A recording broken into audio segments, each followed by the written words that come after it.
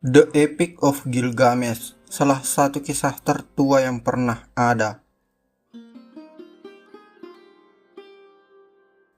Gilgamesh adalah seorang pahlawan dalam mitologi Mesopotamia kuno dan protagonis dalam wiracarita The Epic of Gilgamesh. Kisah epik yang ditulis pada akhir milenium ketiga sebelum Masehi. Dia kemungkinan adalah raja yang pernah benar-benar ada dan berkuasa di negara kota Uruk, Sumeria, yang secara anumerta didewakan. Masa pemerintahannya mungkin berlangsung pada periode dinasti awal Mesopotamia, sekitar 2900 sampai 2350 sebelum Masehi, dan kemudian menjadi tokoh utama dalam legenda Sumeria pada masa dinasti ketiga Ur, sekitar 2112 sampai 2004 sebelum Masehi. Dokumen paling awal yang mengacu pada Gilgamesh adalah tablet berhuruf paku yang ditemukan di seluruh Mesopotamia dan dibuat antara tahun 2100 sampai 1800 sebelum Masehi. Tablet-tablet itu ditulis dalam bahasa Sumeria dan menggambarkan peristiwa-peristiwa dalam kehidupan Gilgamesh yang kemudian dirangkai menjadi sebuah narasi. Para arkeolog percaya bahwa kisah-kisah Sumeria mungkin merupakan salinan dari komposisi yang lebih tua dari istana Raja-Raja Ur ketiga abad ke-21 sebelum Masehi yang mengklaim sebagai keturunan dari Gilgamesh. Bukti paling awal dari kisah-kisah tersebut sebagai sebuah narasi kemungkinan besar disusun oleh para ahli Taurat di kota-kota Larsa atau Babilonia. Pada abad ke-12 sebelum Masehi, epos Gilgamesh tersebar luas di seluruh wilayah Mediterania.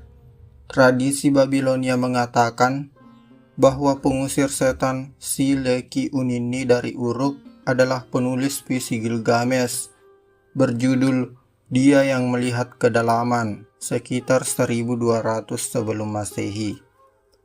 Salinan yang hampir lengkap ditemukan pada tahun 1853 di Niniwe, Irak, sebagian di perpustakaan Ashurbanipal.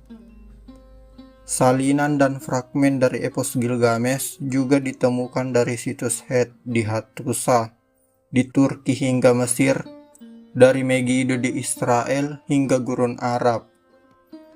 Penggalan-penggalan kisah ini ditulis dalam berbagai bahasa Sumeria, Akkadia, dan beberapa bentuk Babilonia, dan versi kuno terbaru berasal dari zaman Seleukus.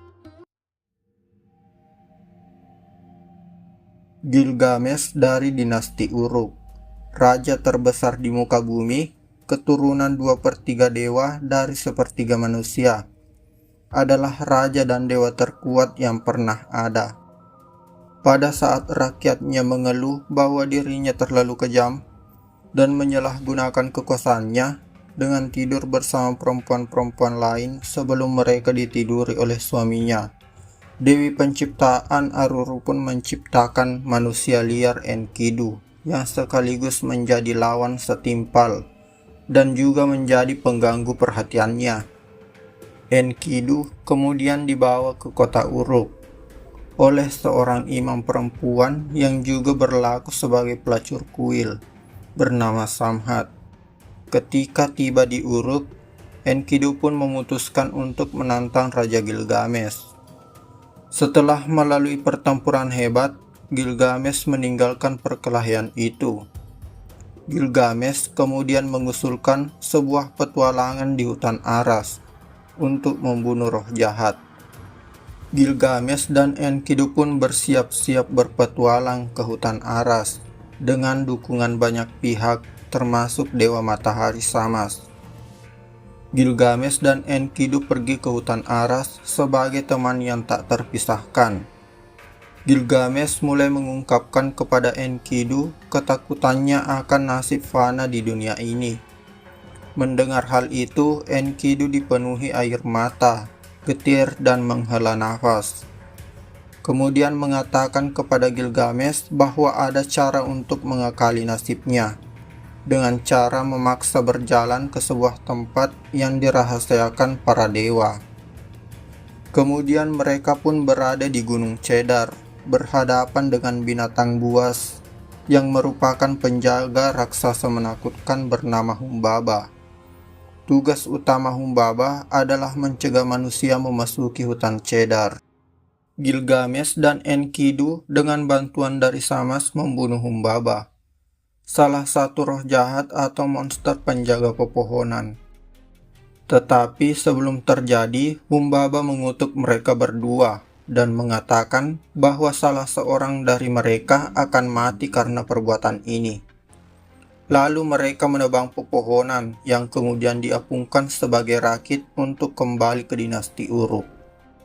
Suatu hari, Dewi Ishtar melihat kedua pahlawan muda itu dan jatuh cinta pada Gilgamesh. Ishtar menjanjikan kereta emas, sebuah istana megah, ketuhanan atas raja-raja dan pangeran lainnya. Tapi Gilgamesh menjawab tidak, dan menolak segala pemberian dari Dewi Ishtar. Ishtar meminta kepada ayahnya agar mengirimkan banteng surgawi untuk membalas penolakan tersebut. Gilgamesh dan Enkidu lupa semua tentang tujuan mereka, berlari menyelamatkan diri dari kejaran banteng surgawi.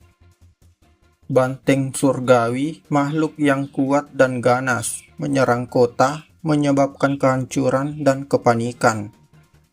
Gilgamesh dan Enkidu yang telah bersumpah untuk melindungi kota mereka menghadapi banteng surgawi.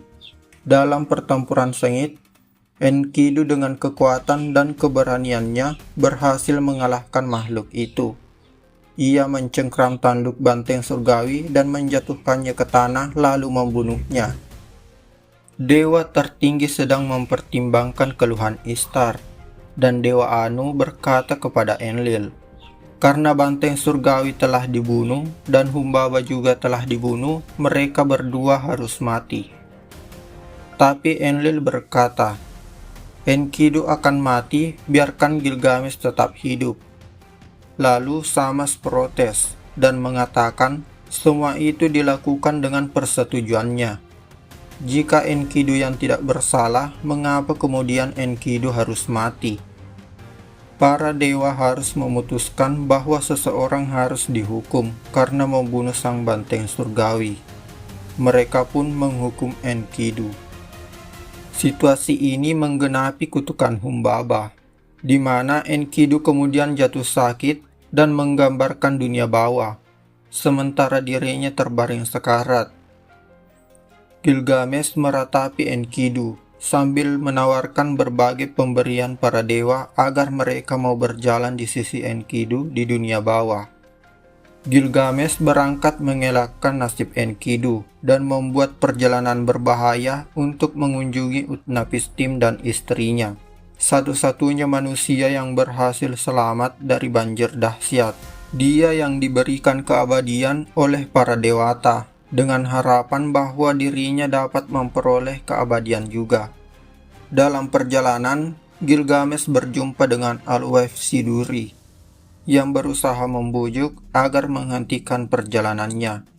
Tetapi Gilgamesh tetap melanjutkannya.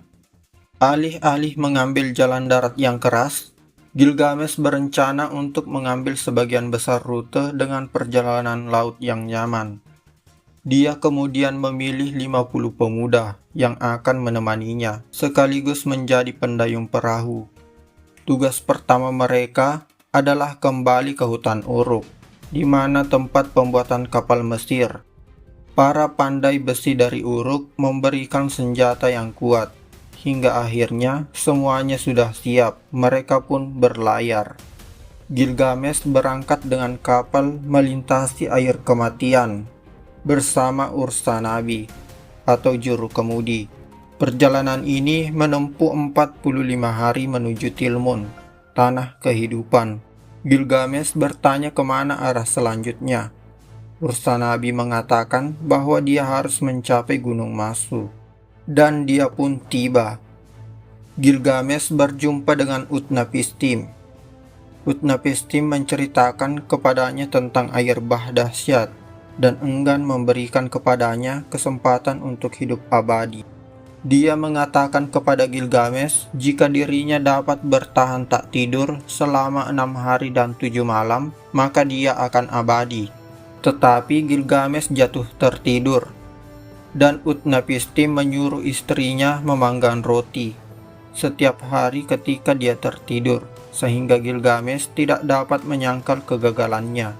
Ketika Gilgamesh terbangun, Utnapishtim menceritakan kepadanya tentang sebuah tanaman yang terdapat di dasar laut, dan bahwa bila dia memperolehnya dan memakannya, maka dirinya akan menjadi muda kembali. Gilgamesh pun memperoleh tanaman itu, tetapi dia tidak segera memakannya karena ingin membagikan kepada para tetua Uruk lainnya. Gilgamesh menempatkan tanaman itu di tepi sebuah danau, sementara dirinya mandi, dan kemudian tanaman itu dicuri oleh seekor ular. Pada akhirnya Gilgamesh gagal untuk kedua kalinya, dan kembali ke dinasti Uruk. Ketika dia melihat dinding yang begitu besar dan kuat, dia memuji karya abadi manusia fana.